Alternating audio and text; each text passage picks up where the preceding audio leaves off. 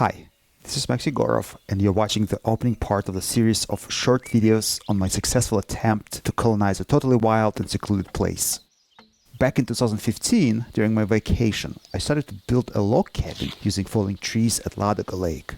As a side note, I purposefully didn't chop a single live tree for my cabin construction, which made the task more difficult.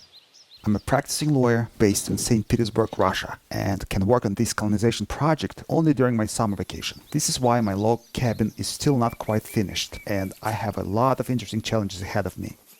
My cabin has log walls, a roof covered with growing grass and strawberry, original windows, and a traditional Slavic door that I particularly enjoyed making.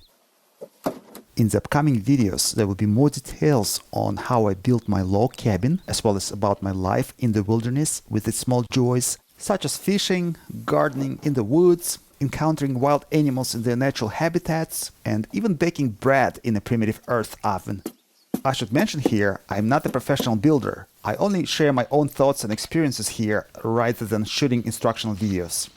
But let's get back to our main topic of moving 400-kilogram logs. As I mentioned before, I only used trees falling by hurricanes, which made access to them very complicated at times. The task proved to be more difficult than the construction itself. I used extra thick logs for my cabin's construction. To move wet and heavy logs, I used an A-shaped frame with a pulley under its peak. Such leverage and support hoist allows me to minimize friction by lifting one end of the log, helping me move it by myself. The A-shaped frame is made of two dry logs connected together at the top. Then the joint is reinforced by a wedged dowel.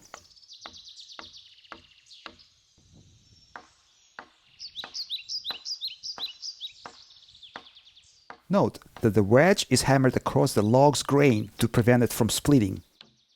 I also screwed in a perpendicular arm to add extra strength to the system. Once I finished this, I trimmed each log to 2.5 meters, which is about 8 feet.